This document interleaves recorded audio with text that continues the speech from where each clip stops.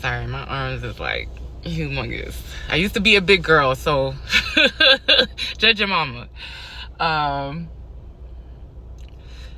So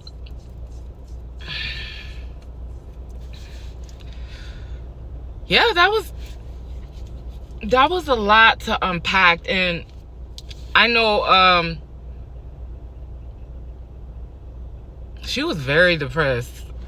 Like after that, like I just kind of stayed out of the way, because like I said, not going to church, like I didn't really hang around the youngest ones. It was just the oldest two that I really was close with. And but I remember like my best friend holding a grudge against her for a very long time when that incident happened. And because every time I know around that time she was really depressed, because everybody was waiting for her to have the baby and to do the DNA test, because it was going around that he was saying that the baby might be his. The pastor was saying that the baby might be his, and if it is his, he's going to take care of it. And I couldn't imagine what Isaac's state of mind. I mean, I know he just, because even though after those, and I think that's why he ended up just doing what him and his wife, I'm not sure what their status is now, if he's still married, if he's not married. But I think that's why he ended up just doing the whole poly thing, because it was like, I guess he kept finding women that was cheating on him or something, it seemed like. And I guess he was just tired of it. And I think because he never got counseling, he never went to therapy for it. So it was like, I don't ever think he really dealt with that. And he probably was still in love with Tasha, just the same way that Tasha was still in love with him. Because throughout the years, you're going to hear like how she was always in competition. When she found out he was seeing somebody, she was seeing somebody. When he got married, she got married like a week after. It was just like, y'all need to heal. Y'all just trying to put these other bodies on top of what trauma y'all gone through, instead of just dealing with it and confronting it. And y'all just carrying all these trauma around with you and creating more. But I knew for a while, until the baby was born, she was very depressed. Very depressed. And I remember my best friend, because mind you, Isabel and her worked at the same job and they worked the same shift. So they would talk a lot.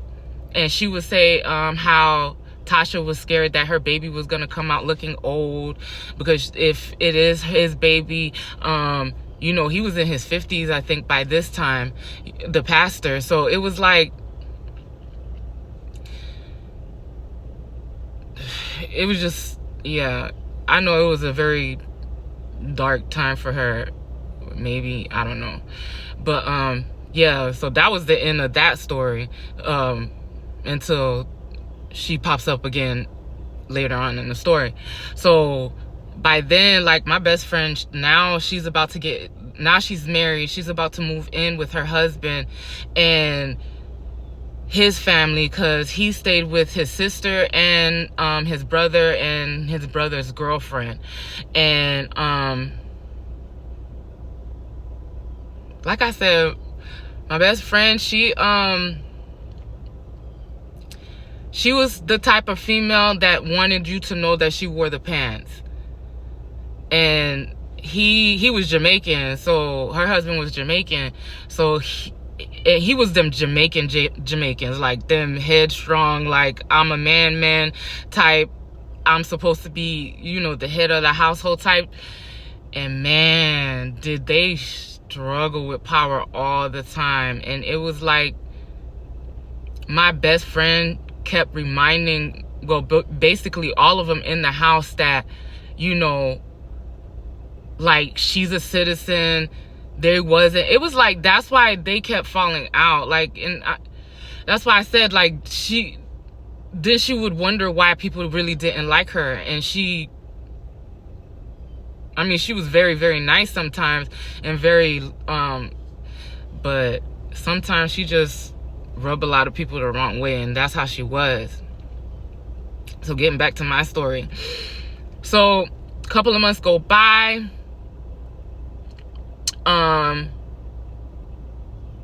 I end up moving into a 1-bedroom so I could save money, because I knew, like, right after I had this baby, I was gonna look for another job.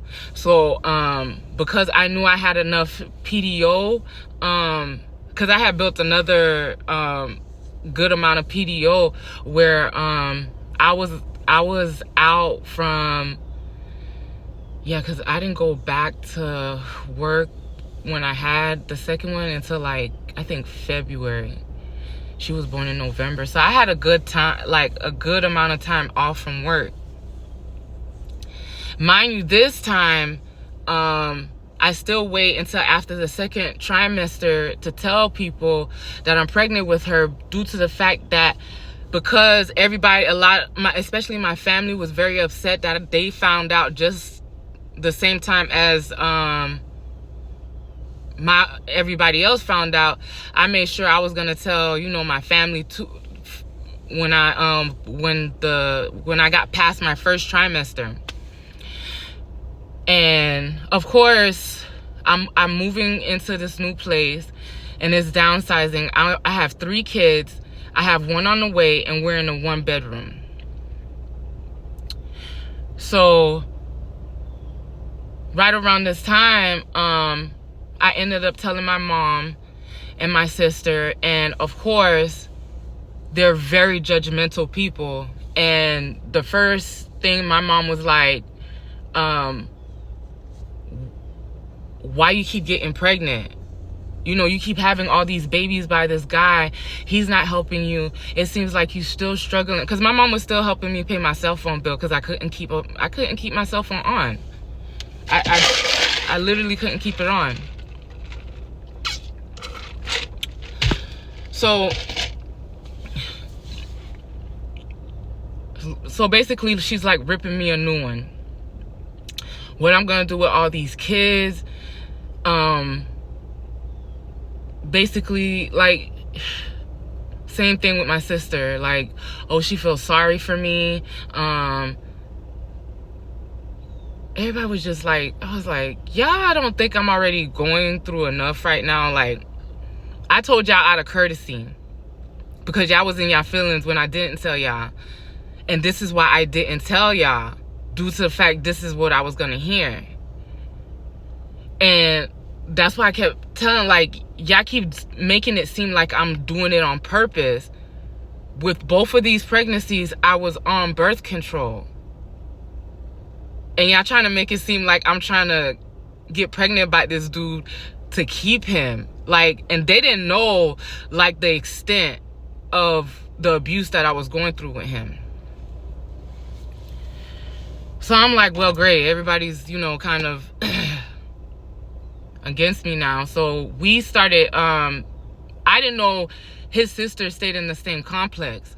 So there's one time I'm on my way to work, and I had to go to the garbage, so I had to throw my garbage away. So as I'm driving, I hear a car, like, beeping the hell out of me behind me. But I'm like, okay, they're not talking to me because I ain't do nothing. So as soon as I hit the red light, the car pulls up right next to me and just honk, honk.